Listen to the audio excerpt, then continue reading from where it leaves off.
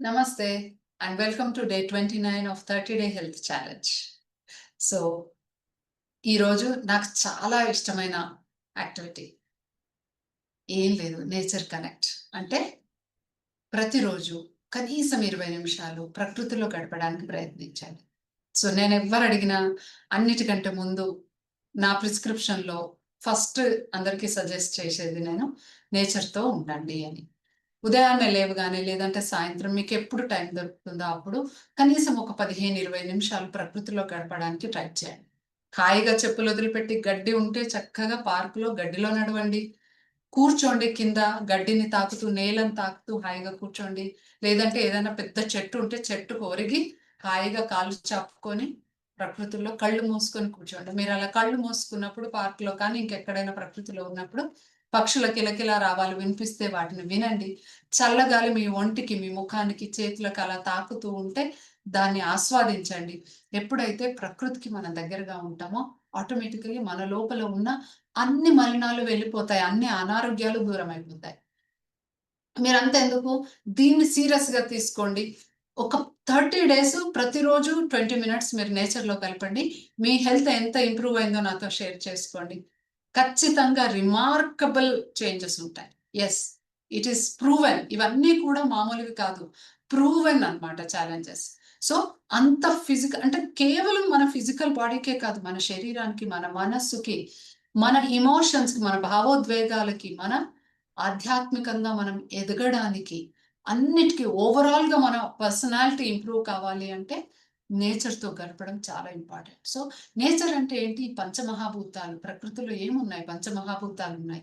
ఈ పంచమహాభూతాలతో ఎప్పుడైతే కలుస్తామో మనం యాక్చువల్లీ పుట్టింది పంచమహాభూతాల నుండి. మన శరీరం తయారు చేయబడింది పంచమహాభూతాల నుండి. ఇదే బేసిక్ ఫౌండేషన్ అన్నమాట న్యాచురోపతిలో. సో, దీని ఆధారంగానే మేము చికిత్స చేస్తాం. అందుకే ఎటువంటి మందులు, ఔషధాలు లేకుండా కూడా శరీరం నయమైపోతుంది. సో, మరి ఎప్పుడైతే మనం దేని నుండి తయారు చేయబడ్డామో దాని దగ్గరికి వెళ్తాం. అంటే అది మన సోర్స్, మన తల్లి లాంటిది. ఎప్పుడైతే అక్కడికి వెళ్తామో మన సమస్యలన్నీ దూరమైపోతాయి. సో, మనకున్న ఎంత దీర్ఘకాలిక సమస్యలైనా కూడా నెమ్మది నెమ్మదిగా దూరం వెళ్ళిపోతాయి. సో, మరి ఇలాంటి షిఫ్ట్ మీరు చూడాలని మీరు అనుకుంటే ఖచ్చితంగా ప్రతిరోజు ప్రకృతిలో గడపడం అలవాటు చేసుకోండి. లేదు, కాదు, కూడదు అని చెప్పకండి. కారణాలు ఇప్పటి వరకు చెప్పాము. కారణాలు చెప్పి సమస్యలు ఇంకా కొని తెచ్చుకుంటున్నాము. అలా కాకుండా ప్రకృతిలో గడపమన్నారు. నేనేం చేస్తే ప్రకృతిలో గడపగలను? నేను ఎలా వెళ్ళాలి? ఎక్కడికి వెళ్ళాలి? అని అలా ఆలోచించండి. అంతేకాని నాకు టైం లేదు, నాకు వీలు కాదు, ఎండాకాలం ఎండ, వర్షాకాలం వర్షం అని ఇట్లాంటి సాకులు చెప్పొద్దు. ఓకేనా? సో, మీ దగ్గరున్న పార్క్‌కి వెళ్ళండి. లేదంటే మీ ఇంట్లో ఉన్న ఆహ్, కా కొంత స్పేస్ ఏదైతే ఉంటుందో ఆ స్థలంలో గడపడానికి ప్రయత్నించండి. కనీసం మీరున్న బాల్కనీలో చెట్లెక్కువగా ఉంటే మీకసలు మీ ఉన్న ఊర్లో అసలు లేనే లేదు అని అంటే మాత్రమే. మీరు చెట్లతో గడపండి, మట్టితో గడపండి.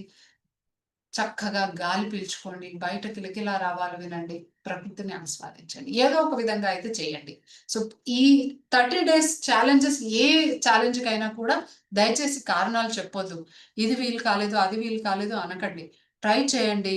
ఒకరోజు చేయండి, 2 రోజులు చేయండి, మూడో రోజు చేయండి. ఆటోమేటికల్‌గా అది అలవాటయిపోతుంది.